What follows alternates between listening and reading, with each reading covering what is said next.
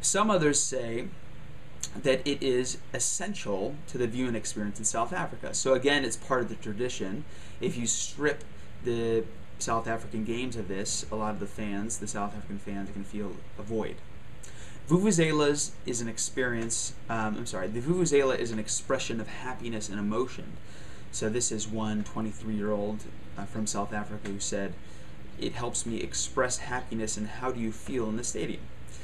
Now, the argument that I had said before about singing, the Vuvuzela really does drown out any singing, so you really cannot hear any chants. It also drowns out any oohs and ahs. So if a striker is dribbling up, the left of the pitch and making a good move, you can't hear that the fans are, grateful to that or excited by it. And you can't hear, let's say, if a defender makes a good defensive play, that fans are clapping, which is, an important part of soccer, I think. So on TV viewing, there is a problem with it making it hard for commentators to actually communicate their message. I haven't experienced this, but a lot of people are saying that this is the case. I've seen it totally fine for these TV stations to adjust the volume however they want to do it. It's really not hard. You have the commentators in the booth.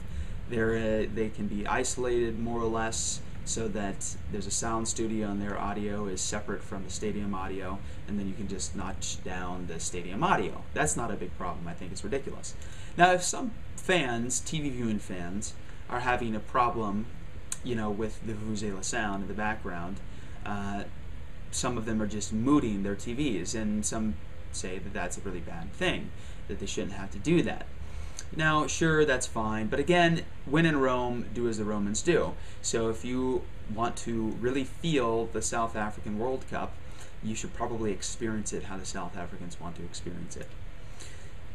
Let's see, hearing damage is a big concern. So 127 decibels is what the collective Vuvuzela, horn has amounted to. 127 decibels. 120 is the pain and damage threshold. So the Vuvuzelas are actually enough to inflict some damage on fans, even just the ambient noise, even if it's not somebody right behind you blowing directly into your ear. But there is the danger that people will inadvertently, or maybe even intentionally, blow directly into the ear of one of their friends or one of the other fans around them, maybe an opposing team fan. And this could be a problem. You could really blow out someone's eardrum by blowing directly into their ear. And some say that vuvuzelas could lead to major lawsuits over hearing loss. Earplugs can be sold, though, in the stadium, and actually some of the vendors of the Vuvuzela are selling earplugs. But others say that this shouldn't be a necessary thing, that the Vuvuzela should just be banned. It shouldn't be necessary for fans to purchase, earplugs to save their ears, because of course many aren't going to buy earplugs, and their ears are going to be damaged, and maybe they're just not aware of the potential damages, the potential harms. I think, though, that fans can be trusted to use the Vuvuzela safely. Generally fans aren't yelling into each other's ears, things like this.